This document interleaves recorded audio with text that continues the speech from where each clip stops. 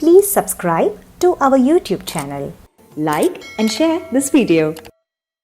भवद्भ्यः सर्वेभ्यः विद्वत्विवरेभ्यः सर्वप्रथमतः नमांसि भूयाम्। इदानीं मया दीयमाना समस्या एवं विद्यते। अयोध्यायां कृष्णो जयति, अयोध्यायां कृष्णो जयति नितरां श्वेतवपुषा। అయోధ్యలో కృష్ణుడు విలసిల్లుతున్నాడట తెల్లని శరీరముతో. కృష్ణుడు నల్లనివాడు, ఉండేది మధుర అని చెప్పొచ్చు కానీ అయోధ్య కాదు. కానీ అయోధ్యలో రాముడు కాకుండా కృష్ణుడు ఉన్నాడు, మొదటిది. రెండవది రంగు తేడా,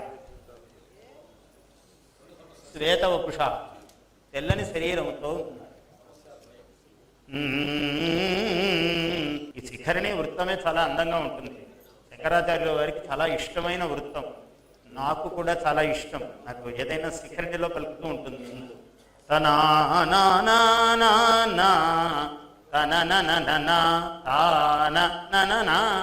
కొండెక్కుతున్నట్టే ఉంటుంది. బాల శ్రీమన్ కథమసి నవే నిర్మిత గృహే. కృష్ణుడు బాలరాముణ్ణి అడుగుతున్నాడు, ఓ బాలరామ, బాలశ్రీమన్ కథమసి నవే నిర్మిత గృహే. కొత్తగా ఇల్లు కట్టుకున్నావు కదా, ఎలా ఉన్నావు అని కృష్ణుడు వచ్చి. ఎవరైనా ఇల్లు కట్టుకుంటే మనం గృహప్రవేశంకి వెళ్తాము కదా, అలా కృష్ణుడు వచ్చాడు అక్కడికి. వచ్చి ఎలా ఉన్నావు స్వామి, నాకన్నా ముందు వాడివి కదా, నువ్వు త్రేతాయుగం వాడివి, నేనేమో ద్వాపరయుగంలో వచ్చాను, ఎట్లా ఉన్నావు?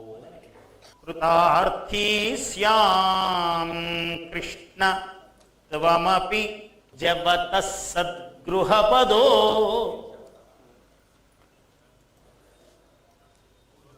కృతార్థీ స్యాం, నేను కృతార్థుడనయ్యాను. స్వామి కృష్ణ త్వమపి జవత వేగముగా, సద్గృహ పద, నీవు కూడా తొందరలో ఇంటివాడి అవుతావులే, మంచి ఇల్లు గలవాడి అవుతావు. గృహస్థ శ్రీరేష ధవళ ధవళానంద సుమతి, ధవళ ధవళానంద సుమతి. అయోధ్యాయాం కృష్ణో జయతి నితరాం శ్వేతవపుషా. ఆ ధవళ ధవళ ఆనంద మతిత్వము ఆయనకి తెల్లదనము తీసుకొచ్చింది బయట.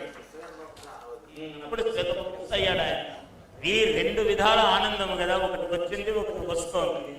ఇంతకన్నా ఆనందం ఏముంటుంది?